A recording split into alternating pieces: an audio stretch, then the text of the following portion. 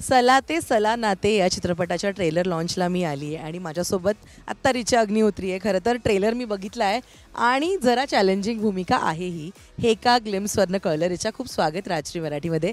कशी आहे? मस्त मस्त. तू कशी आहेस? एकदम मस्त आहे आणि खरंच मस्त आहे हा ट्रेलर आणि टॉपिकसुद्धा फार छान आहे. जसं मी म्हणाले चॅलेंजिंग भूमिका आहे, त्याबद्दल बोलूच या. पण मला सांग, जेव्हा तू या चित्रपटाची स्क्रिप्ट ऐकलीस काय सगळ्यात पहिला विचार होता? कारण असे चॅलेंजेस स्वीकारायला आवडतात प्रत्येकाला. Definitely it was a very different challenge for me. कारण आत्तापर्यंत मी जे काही केलं आहे, म्हणजे आत्तापर्यंतचे जे माझे रोल्स सगळ्यांनी पाहिले असतील, that is more of a glamorous, modern, outspoken आणि अशी खूप बडबड करणारी, अशी फुल एक्झॅजरेट करणारी आणि थोडी.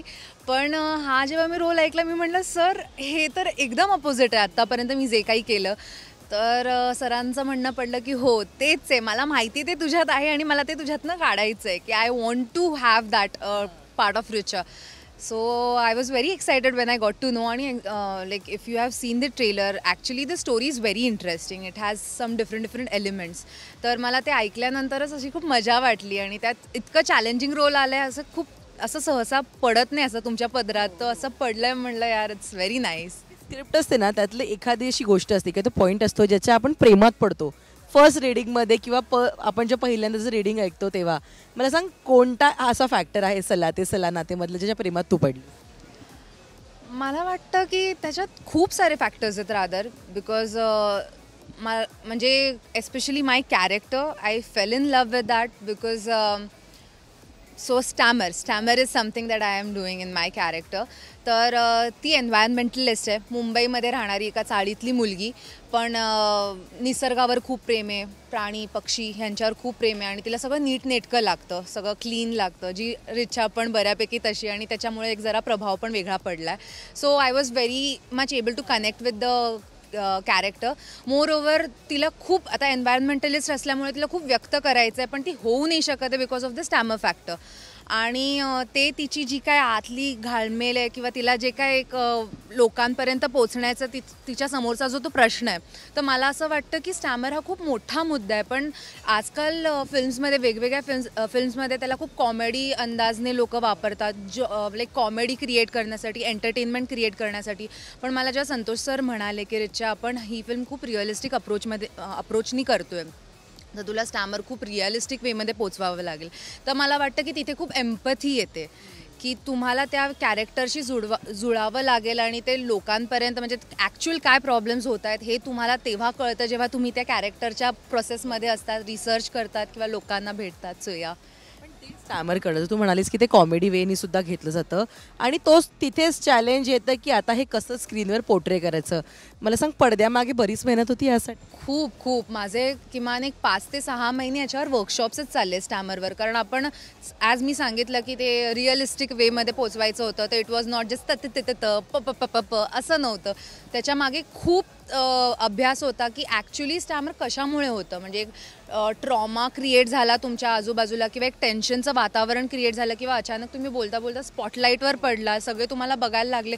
तर आपण as a human also this happens. आपल्याला कधी कधी खूप टेन्शन येतं आणि आपण कधीतरी फंबल होतो.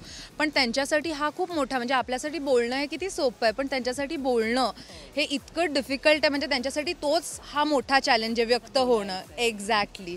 सो मला असं वाटतं की ते आधी समजून घेण्यात जरा वेळ गेला. बरं, मी एक मुलगी होती जी स्वतः स्टॅमर करायची, लहान मुलगी होती.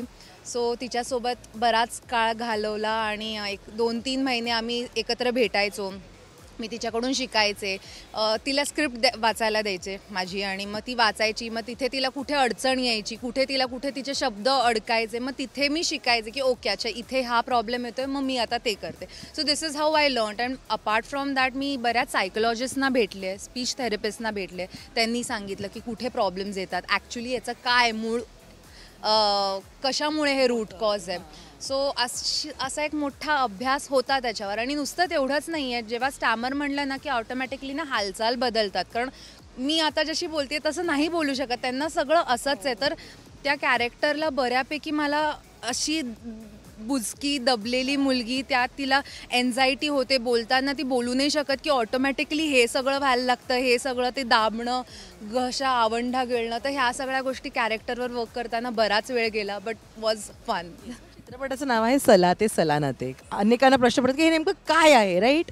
तुला हा नावाबद्दलचा प्रश्न होता की काय असेल किंवा काय आहेस आणि का सला ते सलानाते असे प्रश्न तुला होते? नक्कीच होता. फक्त एवढं माहिती होतं की मराठीतला व्याकरणातला भाग आहे हा. पण काय एक्झॅक्टली ते नव्हतं कळत आणि इथे काय आहे हे मला कळायला जरा वेळ लागला. पण जेव्हा सरांनी एक ती स्टोरी लाईन सांगितली किंवा स्क्रिप्टमध्ये काय आहे हे सांगितल्यानंतर खरा त्याचा सार कळला. कारण सला ते सला नाते हे ॲक्च्युली मराठीमध्ये व्याकरण आहे, पण इथे नात्याचं व्याकरण आहे. So which is a very beautiful aspect. आणि सला ते म्हणजे काय, तर एक खूप बडबड करणारा मुलगा आणि अगदीच न बोलणारी मुलगी जेव्हा दोघं एकत्र येतात. म्हणजे ते आता समिधा बोलू नाही शकत, जास्त स्टॅमर करते, तर तेजस म्हणतो की तू मला ते म्हण, त्याचं नाव तेजस आहे. तर तसं ते आणि समिधाचं तर स ला ते आणि त्यांचं काय होतं पुढे जाऊन ते स ला नातेमध्ये तुम्हाला कळतं. सो एक बडबडा मुलगा आणि एक न बोलणारी मुलगी जेव्हा एकत्र येतात तेव्हा त्यांचं नात्याचं कसं काय घडतं हे तुम्हाला त्या मूवीमध्ये. Very interesting. 7 फेब्रुवारीला चित्रपट रिलीज होत आहे. ऑल द बेस्ट तुला त्यासाठी. पुन्हा एकदा भेटूया गप्पा मारायला. खूप शुभेच्छा. नक्की. थँक्यू सो मच दर्शना. थँक्यू.